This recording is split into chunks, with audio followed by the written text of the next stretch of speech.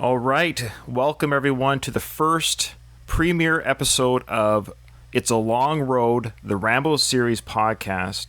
To say that I'm honored, excited, and just a tad nervous for this episode would be an understatement, because with me today, I have the creator, Dr. Frankenstein himself, who created this monster of Rambo, Mr. David Morrell.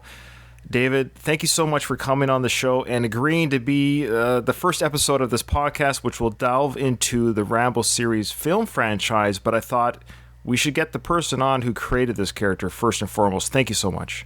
Well, you're quite welcome. It's a special year. My novel, First Blood, was published in 1972, which is a half century ago, 50 years. And it has the distinction of never having been out of print.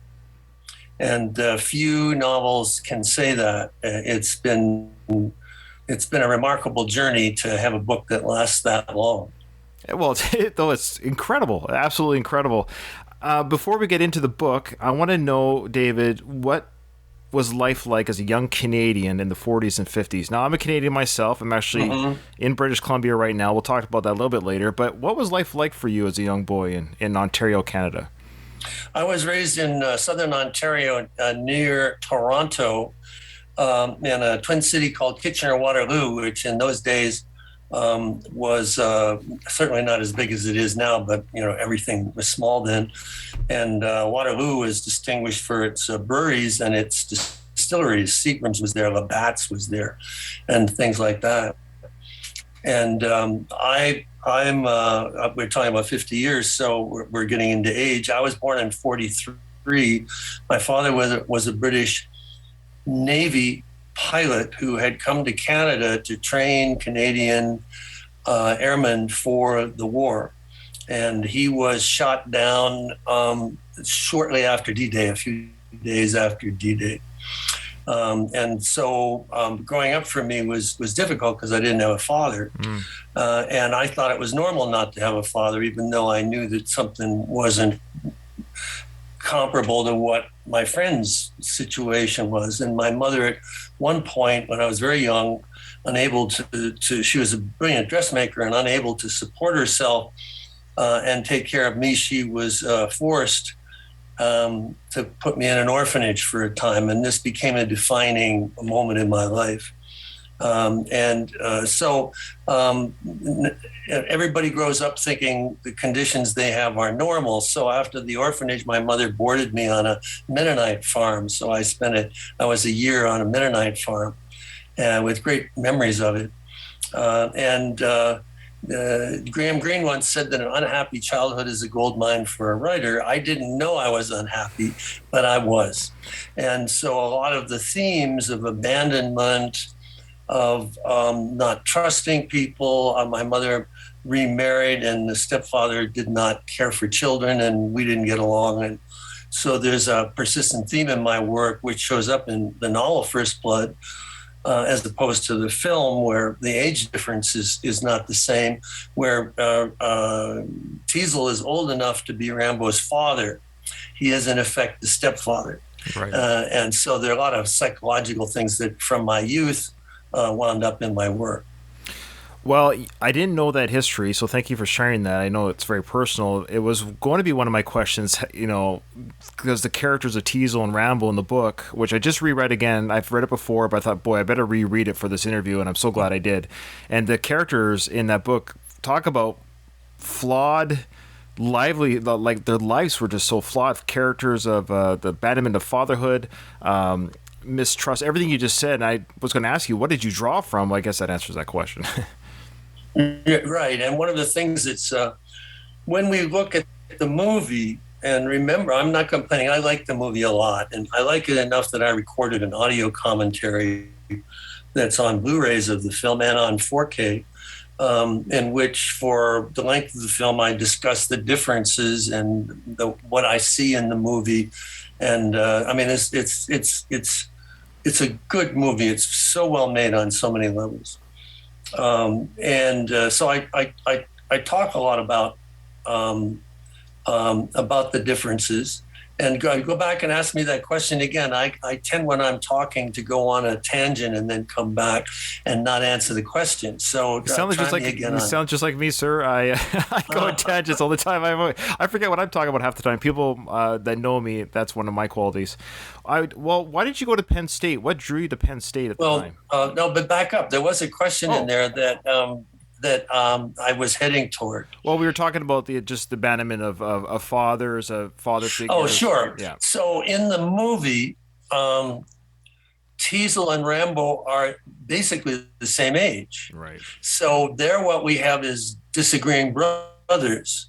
So the theme changed because of the casting. Now, at one time, Gene Hackman was being considered for Teasel. So Teasel, in that case, would have been the father-son thing. The sorts of things I'm talking about just a moment ago, those emotions were built into and remember, in the novel, Teasel's wife has just left him, and the reason she left him is that sort of late in the marriage he wanted to have children, and she did not. So now he got his kid, and what's he going to do with him? So I've always thought there were a lot of ironies in there. So you were asking about Kitchener. Well, yeah. So you spent your childhood there, and then you went to the Mennonite. Yes. But then you ended up, of course, focusing on English. You got a Bachelor of Arts, but you went to Penn State. What drew you to Penn State? Well, and before I do that, I don't want to miss this, because nobody would, except people in the region, would know what I'm talking about. But I took names of towns in the Kitchener area for the names of characters in the novel. So in the novel, there's a character named Galt, and there's a character named Preston. Those are real towns outside Kitchener. So anybody reading the novel would have to smile because they know where it came from. Oh, great. Similarly, I used names of deputies for places around Penn State where I went to school. Anyway, this is what happened. I was in college. I was in my ending my third year, and I had a keen interest in Hemingway, and I read one of the first critical books about Hemingway by a man named Philip Young, and I was overwhelmed by the quality of the book. And in scholarship, it's normally very dry, but Young had a way of writing that made you feel in love with Hemingway's prose. And I had this crazy idea that I would go to Penn State and study with him. Well, I'm in Canada, and he's in the middle of Pennsylvania. And I was newly married, and I remember going to my wife and saying, "Hey, how about you quit your job?" She was a teacher, and let's go to the United States so I can study with this guy. And my wife is a very adventurous person, and she said, "Let's go." So I wound up at Penn State, and there I met my first encounter with a truly professional fiction writer, and I'd always wanted to write fiction. And his name was Philip Klass. His pen name was William Tenn, and he was a science fiction writer. I don't write science fiction, but the techniques are the same. And so I guess he sensed the drive I had in me, and so he helped me a great deal. And so it was at Penn State that I started to write the novel. What was a technique or two that you could share with us that Mr. Tenn shared with you that helped you with your writing of First Blood? Well, he believed, and we've touched on this somewhat. He believed he had two things. One was that to have a career, you had to be yourself. He had a mantra, which I pass on when I teach writing, which you have to be a first-rate version of yourself and not a second-rate version of another writer. So even though I was interested in Hemingway, I wasn't going to write like Hemingway because I was myself, but how do we determine what that means? And he had a theory that each of us had a dominant emotion. that we were controlled. We have lots of emotions, but one more than any other emotion dominated us. For some, it was jealousy. For some, it was hatred. Right. I once, when I was discussing this with a group of writers, a fellow took up his hand. Yeah, I know what you mean. My dominant emotion is lust. So I thought, all right, that could be interesting.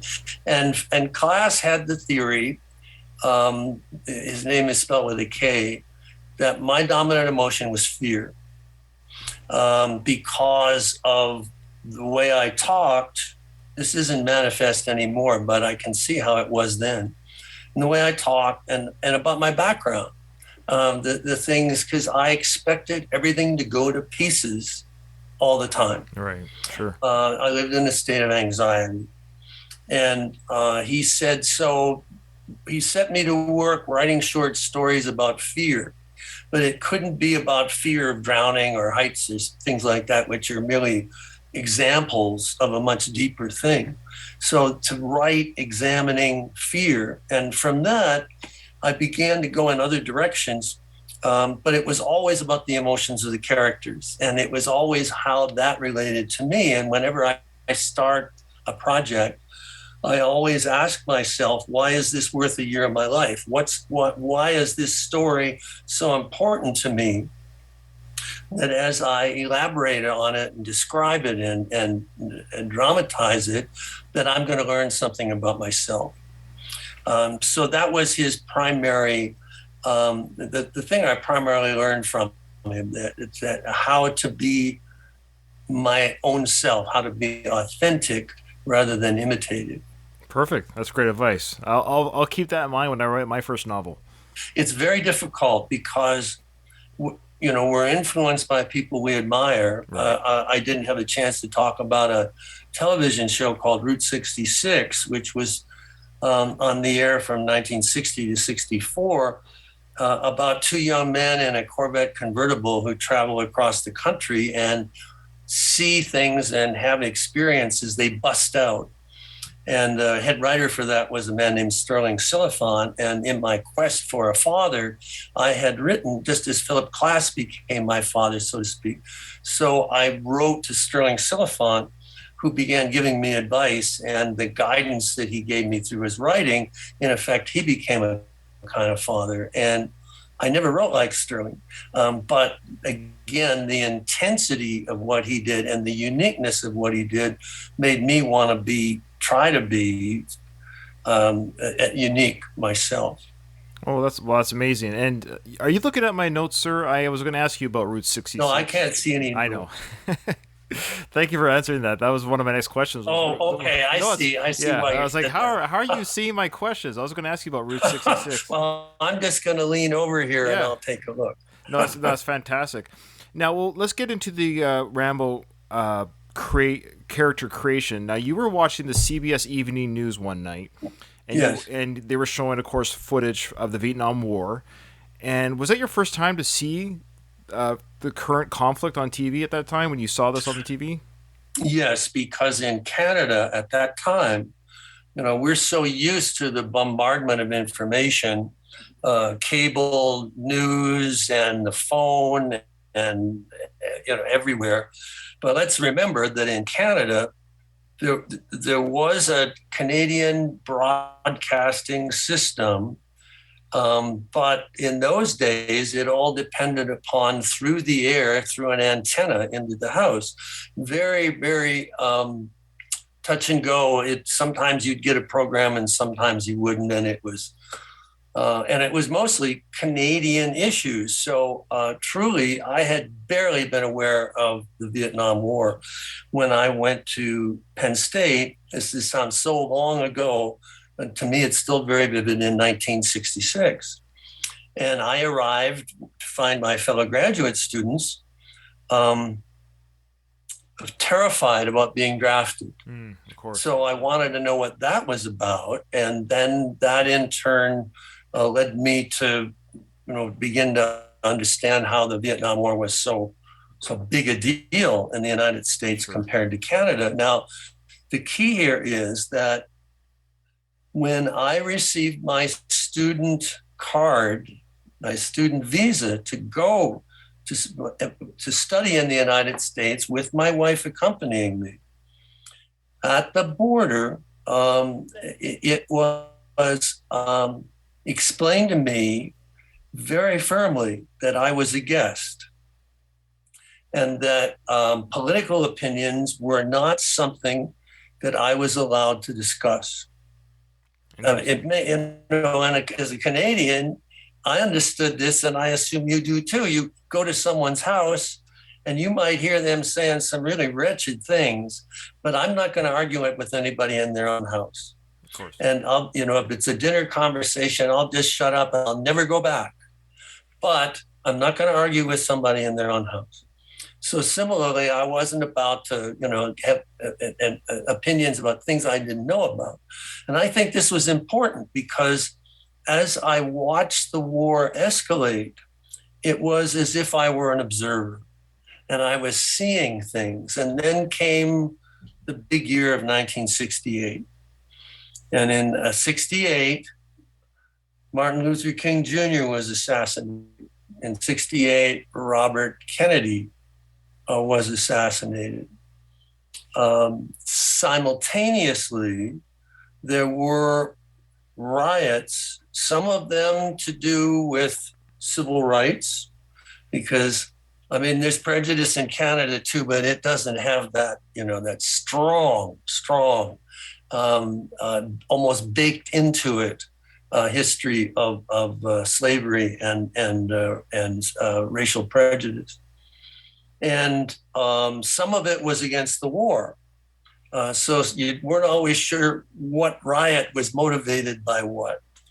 But even now, with the contention that exists in the United States and that you are starting to see in Canada, such as what happened in Ottawa, even now, it's hard to imagine a year in which there weren't 10 riots. And I'm not talking about what happened in Ottawa. I'm talking about buildings going down. I'm talking cars being burned, et cetera. Not 10, not 20, not 50, not 100. There were several hundred major riots in the United States that summer, that year.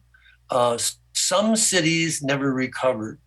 Parts of Buffalo are still riot ravaged. Parts of Detroit, parts of Gary, Indiana, inner city of Los Angeles. Some of them are still abandoned, although over the years they've been worked. But it was devastating. And I'm looking at this as this observer from another country where I couldn't imagine this in Canada. And I thought there was going to be a civil war. And so, and just as in the United States today, you are having people who are actually wanting a civil war. Mm-hmm. It is insane. So I was watching this, and as you mentioned, this CBS Evening News, where there was a firefight in Vietnam, and there was a riot in the United States. And I thought, if you turn down the sound, they're the same story. And that's when I had the idea for First Blood, that I would have the war come to the United States in the form of one man, just one man bringing the war home. And then, and I suspect you may ask me about this. You may, if you have a question there, ask it, because I think you know what I'm going to ask. Well, go ahead and start. David. It's about who was my model for the character. He isn't talked about much anymore. Right. But Audie Murphy, Audie, was in his day extremely famous, not only for his war record. He was America's most decorated soldier of World War II. And to see his citations for all the decorations he received makes anything in my novel First Blood look. Audie Murphy was extraordinary in what he did in combat. In fact, he wrote a book called To Hell and Back, and when it was filmed, he played himself in the movie as they reenacted World War II. Oh, wow. And he was this shortish, thin, baby-faced Texan. I think he was 18 or 19, might have been younger. And when he came back from the war with all the adulation he received, James Cagney, the actor, was also a great dancer, performer, singer. Yankee Doodle Dandy is a good example. Took him under his wing, so to speak, and said, I think you could have a movie career. And in fact, Audie Murphy did have a movie career. He made many, many, many Westerns. And some of them were A pictures, such as The Unforgiven with Burt Lancaster and Gene Stewart, Gene Simmons, with John Huston directing. So this was not shabby, but most of them tended to be lower budget Westerns in which when he was in an action scene, you could see him go away as if he were back in the war. Right. And he had such a baby face but steely presence that in one of his movies, No Name on the Bullet, the plot is he, dressed in black, comes to town, sits in a chair outside a rooming house, and everybody knows who he is and figures he's here to kill me because they all have secrets. And they basically begin self-destructing, and he doesn't have to do anything but sit in a chair outside this building. It's really very amusing, but very intense. And he said that he would have liked to have written another book that was, instead of about his World War II experiences, it would be about his difficulty adjusting to peacetime. And he had all the things that we associate with what we now call post-trauma stress disorder. And he had a gun underneath his pillow. He would wake up screaming and shooting. There were often bullet holes where they had to bring in new pictures to cover the bullet holes. And he was arrested at one time for attempted murder for pistol whipping a dog trainer who Audie said had overcharged a friend of his to train a dog. The charge was dismissed. In a way, a tragic life after the war. Mm-hmm. And at the time, people would know who this was. At least certainly I did. And I thought, what would happen if Audie Murphy came back from Vietnam? And so that was, what would happen if Audie Murphy grew long hair and a beard? Because a lot of people aren't aware that's the situation in the novel. And the police arrested him and they were going to shave off the beard and the hair. How would Audie react? Sure. And so I have to laugh because it's to me, still a great idea. And so that was the book. And then the question is, who would he be against? And maybe you have questions about that. I don't want to drone on, but you're not. Nobody wants to hear me, sir. You're the guest of honor. Well, it's better that I don't lecture than we have a conversation. Well, I wanted to say that bringing the war home, that was a stroke of genius on your part. I don't think, and correct me if I'm wrong, and I don't want you to pat yourself on the back, but was that a storyline that was ever introduced before, like a violent war at home? So there's one thing to bring the post-traumatic stress at home, but were you the first one to kind of bring the actual physical violence home from war to home soil? There are Westerns, and First Blood is a contemporary Western. I modeled it as such. He is the gunfighter, the stranger who comes to town, the gunfighter, and they won't let him hang up his guns. There are not any number, but a couple of films. I'm thinking of a Robert Taylor Western called Devil's Doorway, 1950, 51, somewhere in there. In it, in one of those ways that Hollywood had at the time, Robert Taylor plays a Native American who served in the Civil War for the Union and was decorated, in fact, has the Medal of Honor. Oh, and interesting. comes back only to find that the local ranchers and bankers want to take his ranch away from him. And so he uses techniques from the war Okay. in order to fight back and dies. Yeah. It's not a happy ending. There's a picture called the Lusty Man. No, it's not the Lusty Man. It'll come to me. It's a Glenn Ford film in which Ford was in the war, and now he's a rancher. It's funny how these things break down into certain themes. And again, the bad guys are coming after him, and he begins using tactics from the war against them. And I wish I could. It's a fun movie. I wish I could. The title might come to me. So in westerns, it's a theme that, in terms of the Civil War, in civilian life afterward. But I don't know if someone might find an example. But I'm not familiar with a war veteran who comes back, who then makes war on, as it were, the United States. Yeah, we should I'm make it not clear. familiar with. Yeah, we should make it clear to our listeners who maybe haven't read your book. They will be quite surprised if they're familiar with First Blood, the film, and they go read that book. Rambo is crazy in the sense that he lays destruction to a town. He destroys a town. Yes, he destroys a town. He's furious about what the war did to him. And he's been wandering the country trying to see what he's been fighting for.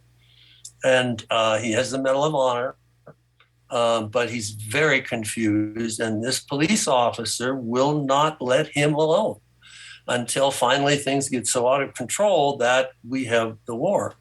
And the book is structured so that the chapters alternate between Rambo looking at the police officer and the police officer looking at Rambo. And they have almost an instant hatred with each other. Yes. And they do not make any attempt to understand why the other person is behaving that way. So it escalates and escalates and escalates, which is basically, I didn't think I'd ever see it, but in the United States, First Blood's as relevant as ever. That the novel is, because what you have is opposing sides who are so entrenched that they're not interested in the discussion. They're not interested in trying to understand each other. And the alternating chapter viewpoints became actually the theme of the book. So that you'd be in Rambo's mind, you say, yeah, that rotten police officer. And then you'd go on the police officer's mind and you'd say, well, that damn kid, why doesn't he straighten himself up? And, they'd go back and forth like that until, things were irremediable. Well, you said in your foreword that escalating force results in disaster. Nobody wins. Yes. That is correct. That's in the novel. And I mean, that's the theme.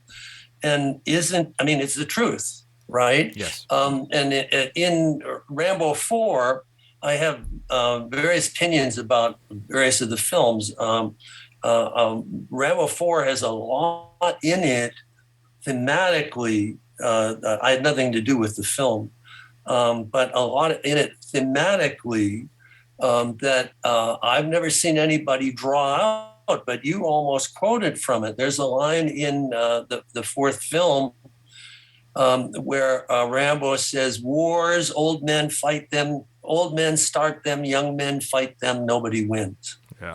And Sly had phoned me before he started shooting that movie to say that in retrospect, he thought the second and third films glamorized warfare too much.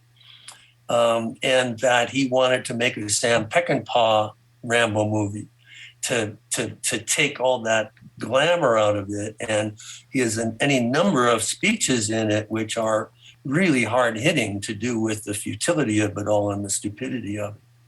Now, you brought up Sly, so let's get to him just a little bit. So Rockies 1 and 2 has been released. What was your connection to those films, if any, before the film got sold, before Sylvester Stallone himself signed on to the film? What was your feeling on Stallone before Rambo? What was your feelings in general on Sly? Did you have any before he was cast? Well, you got to love Rocky. I mean, Rocky running up those steps in Philadelphia and doing the dance. I mean, it's a brilliant film, and he was extremely committed to his work because they were prepared to offer him a lot of money for the screenplay, and he said, "No, I'm going to star in it." And so that's where you save your money. I'm going to star in it, and you don't have to pay me much. You can pay me scale for the screenplay. And with a lot of struggle, he got what he wanted, and good for him. I had written the novel prior to Sly's movie career. Yeah. He'd been in a few, but nothing like Rocky. So that at the time, and remembering that Rambo needed to have a beard because he had to look like a hippie, and because police officers hated hippies. Right. I mean, it was just a given. I grew this mustache as a social experiment in '68. I wanted to see how policemen would react with just this. And oh boy, did I get reactions. And I wanted to shave it off, but my wife said she got used to it. So I still have my mustache because my wife says I must have my mustache. But facial hair in that culture was an automatic guarantee that you were going to get some kind of trouble from authority figures. Mm-hmm. But by the time the movie comes out 10 years later, it's all different. Right. So you have Brian Dennehy saying to Sylvester, "We don't like guys who look like you coming to our town." So he's got kind of long hair. It's not really, And I remember seeing the movie and the men in the audience who looked like Sylvester, who had hair down past their ears, whereas 10 years earlier, they would have been clubbed for having that hair, who are now wearing that hair, saying, "Well, what's wrong with the way he looks?" Because basically he was what they looked like. And I thought the movie was going to fail at that point. But then the fight in the jail happened, and then, we forget. But it's a weakness in the film, and that they somehow get around. Well, it's funny, because I, of course, saw the film, and I saw it like when I was 10 or 11 years old for the first time. And I, of course, didn't read the book. I admit I'm probably like a million people who saw the film didn't know it was a book until afterwards. That's just the reality of film media compared to, But when I saw that scene, and for many years, how I viewed that moment, I could be wrong, and I don't know if this was the intention of the screenwriter and director, is just Sly wearing, or Rambo character wearing the jacket and just being a veteran. Not necessarily that he had long hair, sure, but just the idea that he was just a straggler, kind of like a vagrant. Of course, in the film, he's a vagrant. His vagrancy is his charge. But just the idea that he looked unkempt in general, not just long hair, but that he was actually wearing the army jacket. It's like, look at me, I'm a veteran, and it kind of looks like he's troubled just by the way he looks in general. That would make sense to me. And they, certainly they tried in that direction to make it happen. Right. But honestly, I remember in the theaters, people saying, "What's wrong with the way he looks?" Yeah, so sure, of course. It's kind of funny. But, it was just that moment I thought, oh, maybe we got trouble here. And then they went on. I imagine someone like Chris Christopherson in the role. Now, no one talks about Chris anymore, but at the time he was a very successful a popular musician, songwriter. My God, the songs he'd written. And his persona at the time was the hippie beard, long hair thing. And he had been in, this was after I finished the book, but he'd been in some films where he had the beard. And I thought, that'll work. But it took 10 years from when I sold the film rights. It took 10 years before the film was made. There was a lot of things in the meantime. And by then, Chris was not the movie star that Sylvester had become. Right. And more than that, Sylvester had an overseas audience, which was very important, to broaden. Movies were no longer thought of as an American audience. It was a worldwide audience. What did Sly get right? Oh, well, he got a lot right. I mean, understanding from the start that there were 26 scripts for the film with different movie studios involved. One sold to the other, and often they were ludicrous. The worst, and this is again one of those things that maybe nobody will get unless you're a tennis fan. All right, somebody called Rambo the Bobby Riggs of guerrilla warfare. Now, Bobby Riggs was the clown, as you were a tennis player, who played tennis with an umbrella over his head. He was so good. He could play tennis with an umbrella over his head and beat just about anybody with just this hand and sort of prancing around. He made it look so easy, right? Sort of. And in a cultural changing evening, Bobby Riggs played tennis on national television against Billie Jean King. That's right. The transformative female tennis player who made it possible for women to be professionals. And so this was the big deal, that he wouldn't play another guy, he'd play a woman, and we'll see how this plays. She beat him. And so that, changed a lot of things. A lot of the culture changed because of that tennis match. And to show his skill, this is Rambo's skill, not Bobby Riggs. Right. To show, I cannot believe this. He was in a cave, right? Sort of like in the movie and in the novel. Right. But it's a commercial cave. Okay. All right. Where people pay to go in. Right. And he shows his survival skills by breaking into vending machines. This was a script idea? Yes. Oh, no, it was a finished script by a very respected, I won't mention his name, very respected, Oscar-nominated screenwriter. Well, it's embarrassing. It was terrible. And when I read that script, I thought, this picture can never be made. But at the same time, and this was very exciting, I found this out years later, I happened to be somewhere where Sidney Pollack, one of my favorite film directors, was. Pollack is no longer with us, but he's The Way We Were, out of Africa, Jeremiah Johnson. Right. Pictures look great, but people don't think of him because the pictures were all different. He didn't have a persona as a director. And anyhow, we crossed paths, and he said, "Yeah, I worked on First Blood for 6 months." Wow. And I said, "Wow." And he said, "Yeah, Steve McQueen was going to be in it." Yeah. And, we were just about there. But then they realized that Steve was in his 40s. And in 1975, when this was shot, there were no 45-year-old Vietnam veterans. It was a very young 18, 19-year-old war. By 1982, rather, when the film came out, it was a little more believable that Sly, of his age, he was 36, would have been a veteran. So, that in a way, the timing worked out pretty well.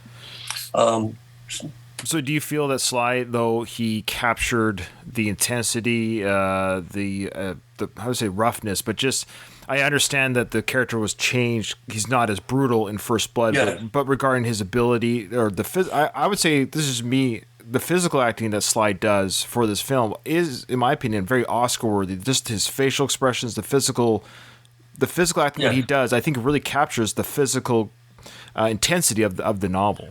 This is Sly's gift. It sounds like it's no effort. I mean, it's a talent. He can do it, but it's a skill, whatever it is, that not a lot of actors have. And I had several conversations with Richard Crenna. And Richard, a fine man, really, really wonderful man, very easy to talk to. Very, not that Sly isn't, but I'm just saying, Richard was, I always enjoyed chatting with him. Mm-hmm. And one evening he said to me that and Richard had a long career. He started as a child actor and went on and on and on and on. I don't know how many decades he had, and he'd worked with everybody. And he said in his career he'd only worked with 2 actors who knew what to do in front of a camera, as opposed to emoting lines and being actors, but who knew that what it came down to was there's a camera and you have to do something in it to get attention. And he said those were Steve McQueen, who he'd worked with in The Sand Pebbles, and Sylvester. And what Sylvester understands, there's a Michael Caine filmed some lectures about film acting, and in it he emphasizes that eyes are the secret to film acting. And he says, and in your close-ups, do not blink. And Sylvester has a kind of a wounded deer quality that he can bring to the role, so that even with all the implied violence that which the character was capable, those eyes were intensely sympathetic. And Sly, like so many fine film actors, tends to take lines out so that a look or a gesture would become better than any dialogue could be. So that what you were saying is absolutely correct, that he knows what to do with his body and his eyes, especially. The scene where he's being fingerprinted is a good example of the eyes. The other thing is that, like McQueen, similar to McQueen, props are a major thing for Sly. Steve was never happy in his movies unless he had something he was doing, and of course you watched him doing it so that the other actors disappeared. So it was Sly's idea to have the knife. There is no knife in the movie or in the novel. Right. It wasn't part of the culture, but Sly knew Jimmy Lyle, the knife maker, and had collected knives, and so it was in his mindset to say, let's put a Jimmy Lyle a knife in the movie. So more than maybe anything, that knife as a prop defined the character. Yeah. And he brought, the whole goal is, how do you personify something that was on the page? And, he's brilliant.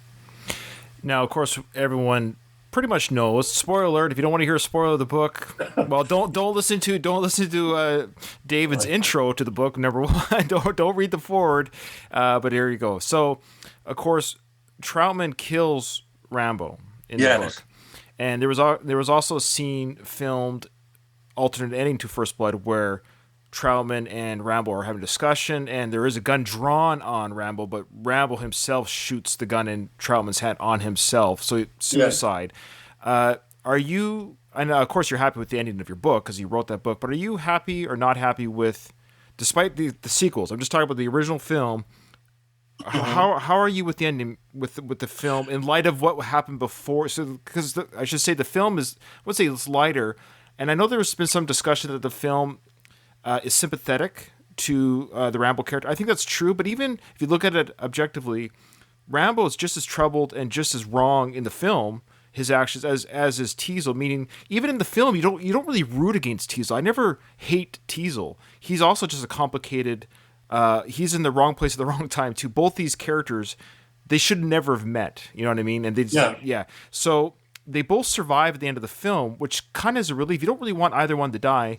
But in the books, it's kind of fair because they both die. So I guess what I'm saying is, are you happy that they shot the alternate ending or not? I don't have a problem with the ending. My novel was about mutual devastation. Right. It's as if they had nuclear arms, they would have killed each other.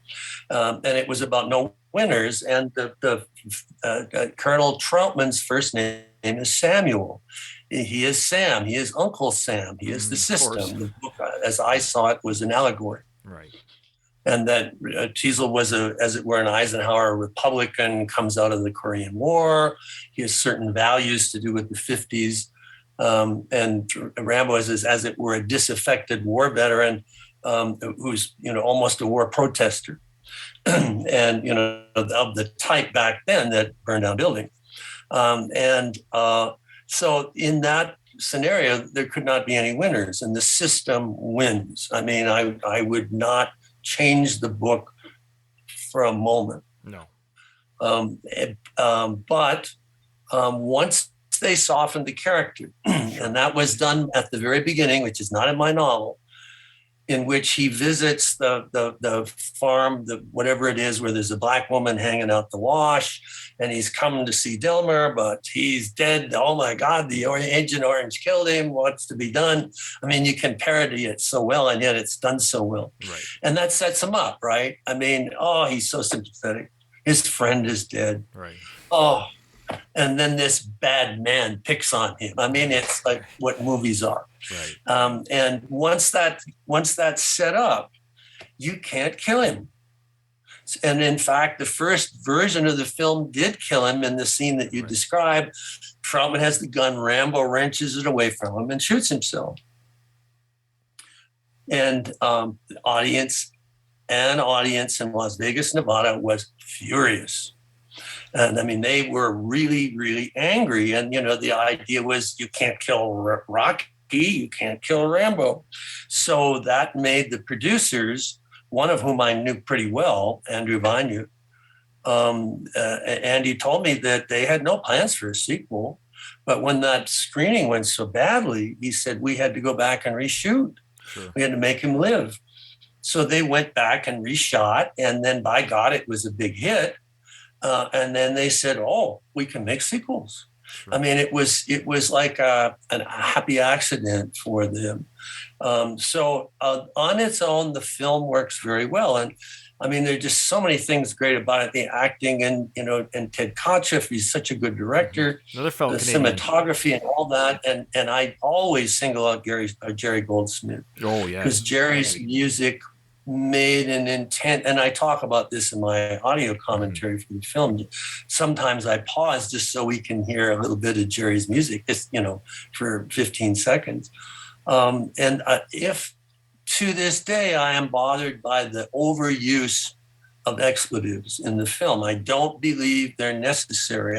I know why they're there. They're and the sort of grittiness, but it's always self-conscious. I always feel the actors know they're saying, these expletives for effect. I don't for a minute believe that these characters would actually, in that context, say it. Sure. And I think the film would have been better. It's me, and I'm a Quentin Tarantino fan, right? So I mean, if I can get away with what Quentin does, but I just feel that aesthetically it could have been done. That's the only change I would make. Now I know our time is running short to what you agreed to there, sir. So I do have one sort of fantasy question, if I could entertain you with one. Yeah, sure. Because I know the film franchise is just a different medium. Like, there's just no way around it. There's the book, and the book should be read and loved as it is. I love it. It's amazing. It's the genesis of the Rambo character. But for better or for worse, Rambo has Bob Crane created Batman, but then Batman has just become it's just way above and beyond even what the comic was. It's just toys and lunchboxes, movies, and Rambo has done that as well. But my question to you is, here's my fantasy question. So First Blood is made. They want to do the sequels, but they've come to you for a trilogy story arc. Where does the Rambo character go in your storyline? Well, I can't talk about some of this because I was hired to write a script for Rambo 3 that wasn't used. It would have taken place in South America. Okay. And I was hired to write a treatment after the third film. The company Carolco, sometimes pronounced Carolco, sold the rights to Miramax. And when Miramax owned the rights, they hired me to develop some treatments for them. And then Miramax sold the rights again to a company called Millennium, which now is the ones that made 4 and 5. Right. So some of this is proprietary, and I can't. Fair enough. I can't talk about it much. What I did do is I wrote in the day in the 80s, novelizations were very popular, and without VHS tapes and then DVDs and streaming and cable as we know it, and all the other methods that you can watch a movie, people bought novelizations so they could mentally reimagine the film. And Andy Vanya asked me if I would write novelizations for 2 and 3. Now, if they wanted it, they had to ask me because by contract, I'm the only one who can write novels about Rambo. Okay. So they needed me. So I said yes, but the scripts were so basic, let us call it, short, 87 pages, and very streamlined plots. And I thought, I don't know what to do here. And then it turned out that James Cameron, the James Cameron, before he was James Cameron, had written the first draft of Rambo 2.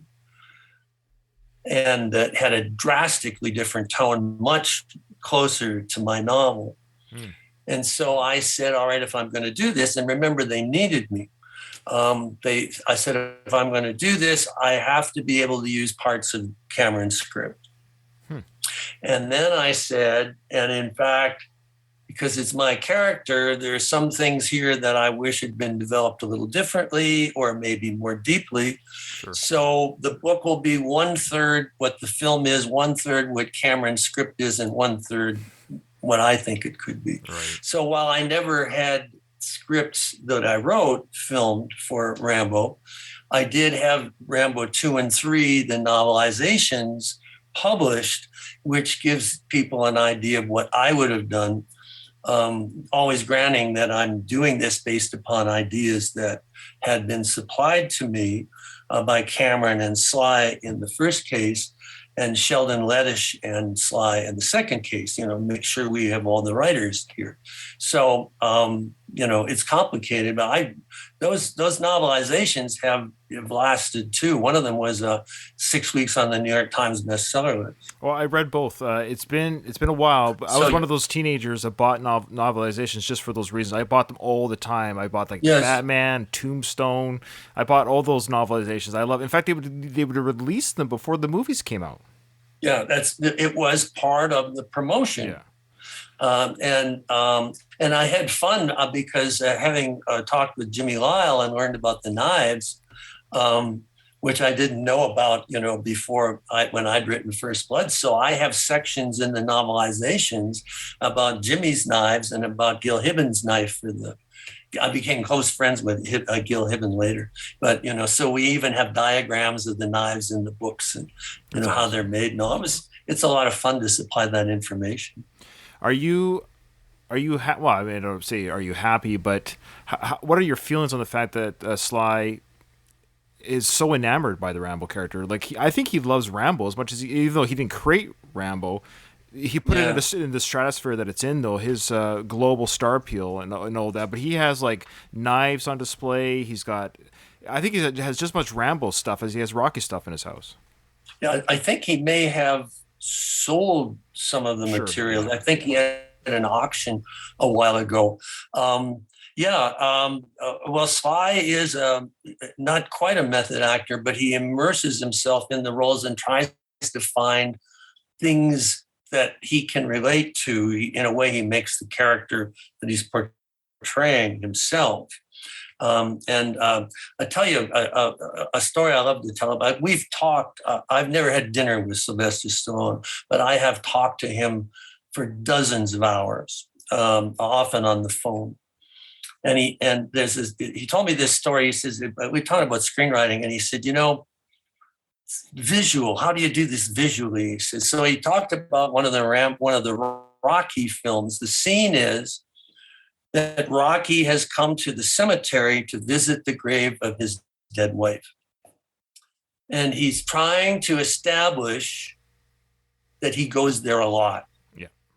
So the way an ordinary screenwriter would do this is that Rocky would walk down a path and there'd be a guy on a power mower going by and he'd say, oh, hey, I see you're back, Rocky. Nice to see you. And that would say, all right, he comes a lot. So it's dreadful. So how do you do this to make it fresh and, intriguing? And so what he did is he had a folding chair that was, it's in various times, but the one he liked best, it was up in a tree. So he came and he pulled down the folding chair and opened it and he sat down. And that told you everything, right? You didn't need any dialogue. You knew that he came there a lot and that they tolerated him putting the darn chair up in the tree. It's wonderful. Yes. And so that's, what he does. And yeah, Rocky and Rambo, two different things, but it's rare, in fact, for an actor to be associated that closely with two characters. It is, and not only that, I've said this before on my Rocky podcast, but we obviously talked about Rambo quite a bit throughout that series. That Stallone, he's often slighted for his acting, which I think is unfortunate because I think he's an incredible actor. He's able to portray two characters so differently that when I watch the Rambo films and when I watch the Rocky films, I'm never thinking, "Oh, that's Rambo." Like it's you're watching Rocky and you're watching, like, he's able to channel those characters so well. They're so different. And I always say Rocky is the guy you marry and Rambo is the guy you party with on the weekend. He's the guy you take home for the weekend. Oh, that's funny. I have a story I like to tell about him. Please. About Sly. It's a very personal story, but you'll see why I'm doing this. My son Matthew, who was 15 years old, died from a rare bone cancer in 1987. Sorry. Yeah. At the time, Matthew was very ill, and he'd be in the hospital, and then he'd be home, and he'd be in the hospital. And I was in L.A., and I had some business with Sly's company. He wasn't there, but I had occasion to be talking to his administrative assistant. And I said to her, maybe Sly could phone my son and, be something special, something different. Sure. She said, he gets these requests, but, he never knows what to say. And it's so awkward that he really doesn't do it. And I said, well, my son will talk to him about movies, so it'd be pretty easy. I thought, so just a thought. So a couple of weeks passed, and as these coincidences in life will occur, my son came home on a rare occasion when he was able to go to school, and he came home with two classmates. And the tape of First Blood, the VHS, had been released. They were very expensive. I think I paid $50 American for it. They were very expensive. We think of what a CD or a DVD or Blu-ray, you can get a Blu-ray for $9.95 or less, but they were very expensive and rare. You had to order them specially. But I had it, and he said to the kids, "Do you want to watch First Blood?" And of course, chances are their parents would not have let them watch First Blood. So not that it's really a very non-violent film. It really is. But people get, I don't know, people go crazy. So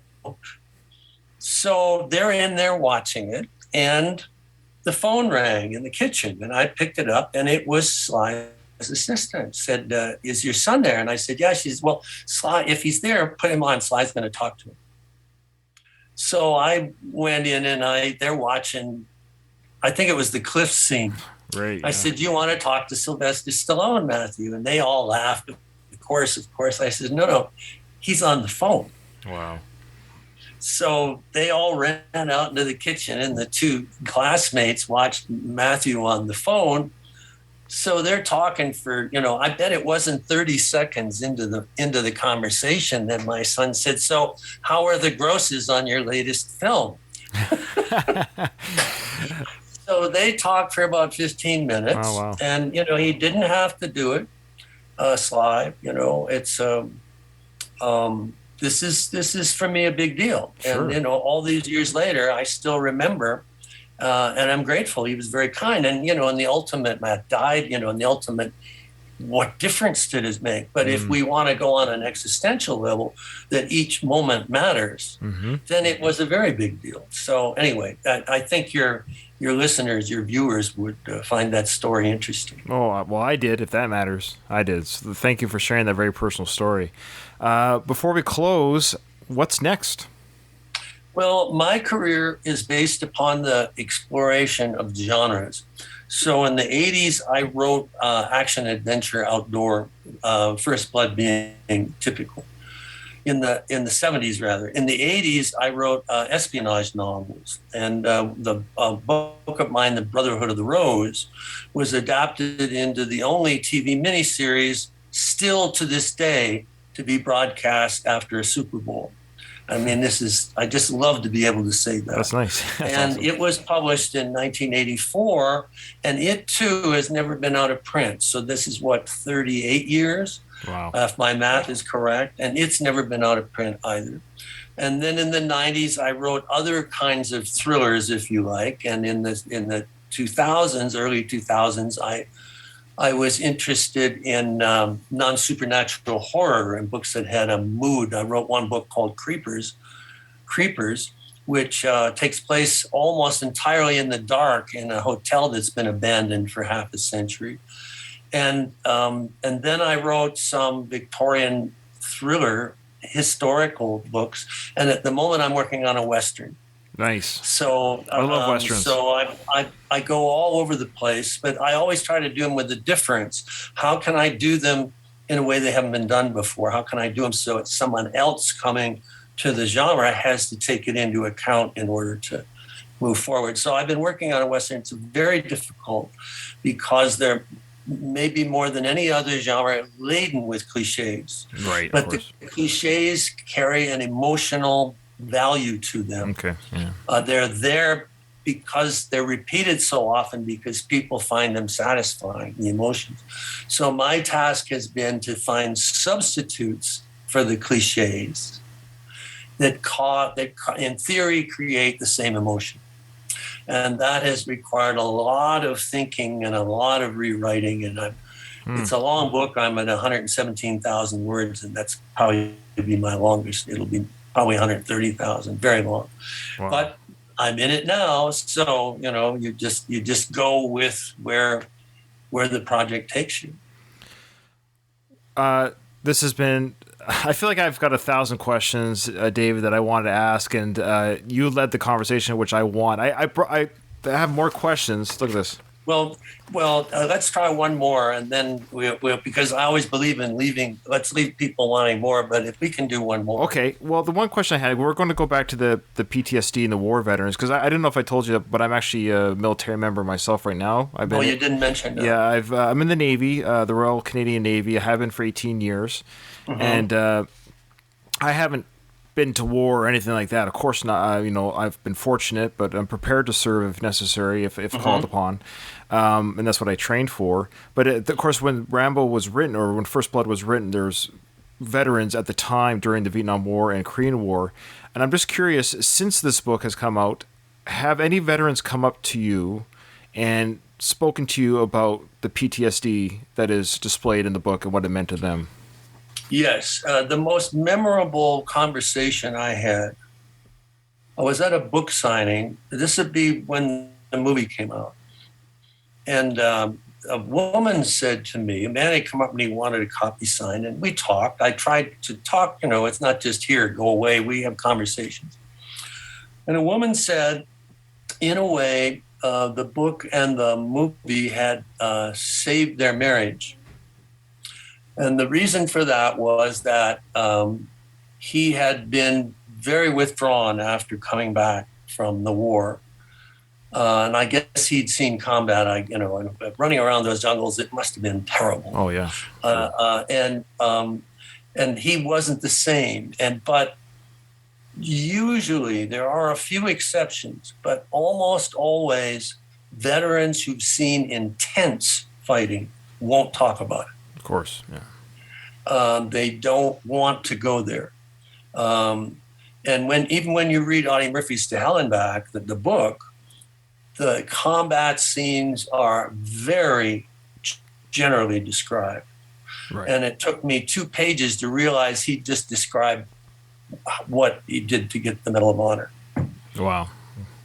And so she said he kept it in, but when they went to see the movie, he went home and I guess it was in a good way an emotional night then, because he began to talk. He'd identify with the character enough that he began to talk, and thereafter talked more, so that she began to see what he'd been through, and he began to feel more comfortable adjusting to it. At a time when post-traumatic stress disorder was not a term. That came after about 85, when the second movie was coming out. So in further conversations here and there, I have no way to prove this, but I think the movie changed the culture, because until then, you would see demonstrations against returning American military personnel who'd been in conflict, who'd been in combat, as if it was their fault. That somebody disagreed with the war, it had to be the person fighting it. Right.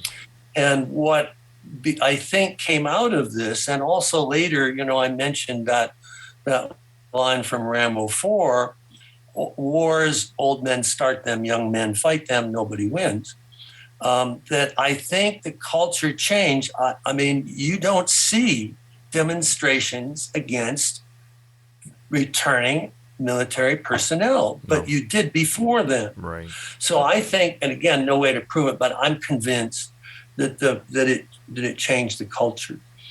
And however, it changed it in another way, and this might be a good way to end as I tell you this. In 2010, I was part of the first USO, which is it's a service organization that takes, for lack of a better word, culture to soldiers, to not just soldiers, but military personnel, because as you know, in the Navy, you're not a soldier. Right. To bases so that they don't feel, so remote and isolated. Right. So this was the first USO author tour, and to add to it, to a war zone. So we went to Iraq, through Kuwait, because you can't fly into Iraq, through Kuwait into Iraq. And that in itself was a revelation, but the story doesn't pertain to that. Before going there, for reasons that I still don't understand, because I'm not sure what good it did, we toured 2 military hospitals in the Washington, D.C. area. And we went particularly to the areas where military personnel had lost limbs. An arm, 2 arms, a leg, 2 legs, 2 arms, 1 leg, no legs, no arms, no legs. Right. That went on for about 6 hours. I was able to do it because I had been in a pediatric cancer ward for a very long time with my son. Okay. And I had seen bad things. And while this would not compare, I just said, hey, Matt, give me a hand here. And I'm getting a little choked up even thinking about it. So, to a person, every one of those amputees told me they had joined the military because of the Rambo films. Wow. And I said, well, I guess in some way that makes me responsible for what happened to you. Right. And they said, no, you don't understand. I'd do it again. Wow. And I'm still trying to understand that. Now, in the military, it's about family, not your birth family. It's about the unit. Right. And what you will do for your team. That is your family, maybe more than any other family you have. And it's something that most civilians don't understand. Right. How powerful the bond is, and how someone could come back from war and go back to the war because they missed their unit. And that's what I think they were talking about in terms of why they do it again. But as one mother, because a lot of these people couldn't be left alone, they couldn't care for themselves. So inevitably, the rooms were big enough. They had like a lounge chair there, and there'd be a mother who lived in that room, because this was like a 6 to 8 month to get the person ready to be out of the hospital, or a wife. And I remember one mother there, as I'm talking to this fellow, one of them, she said, oh, he had to be a hero. And so I think about this a lot, and some people listening to say, well, they were patriots, right? Yes, they were. But there is a deeper level to what patriotism means. What's going on as we speak in the Ukraine, in Ukraine, that's patriotism, fighting back when your country is invaded. Right. There are different levels of it, and what would one do to protect? It's so complicated a subject, and I worry a lot about people who say that they'd do it, they'd be heroes. They've never been in the military, but they yell about patriotism, and I don't think they understand what the word means in terms of the context that I just told you, and the cost that it can bring. So anyway, complicated circumstance, and it's another example of how the book, partly, but mostly the films. Now this is just I'm a professor. I was a professor. So I look at things from a historical perspective, just how things change because these objects existed. So anyway, it's something to think about. That's an amazing story, and I dare say not a responsibility on your end, but just, I guess, for better or for worse, it's something you live with. Again, like I started with this interview, you created this monster. Mm-hmm. This is it's gone beyond your control at this point, this character in the world. Has often been compared, and we forget about the films, but the Frankenstein novel, and the creation of something which the Frankenstein character, as it were, not Dr. Frankenstein, but the creation, let's say, very complicated. Yeah. And feels out of everything, and at the end, walks away to freeze to death. It's heartbreaking in its way. Well, I just want to say to you, sir, that I have been a fan of Rambo since I was 9-10 years old. I've read your book. I've read the 3 books you did regarding the character. So I just want to personally... here's the thing. I never thought 10-year-old Ryan would ever run a podcast. Yeah, starting this is how life works. Isn't this great? And then I would be talking to the individual that created Rambo, and I'm humbled that you took a chance on me, because I'm nobody. Who am I calling you up and coming on the show? And I thank you so much for being the first episode of my journey on this. That's cool. Well, it's the 50th anniversary, and I'm very meditative this year about the character and what's happened and all. And the way you phrased what you wanted to do, I thought, sure, this is something I like to talk about. And I've talked about some things that I've never talked about before. Well, I appreciate that trust, and I know the listeners on my show really appreciate that, Mr. Morrell. And well, here's to 50 more. Okay, well, right, knocking wood here. Okay, thank you. Thank you, sir, and have a good day, and I hope to talk to you again. Okay, bye-bye. Bye-bye now.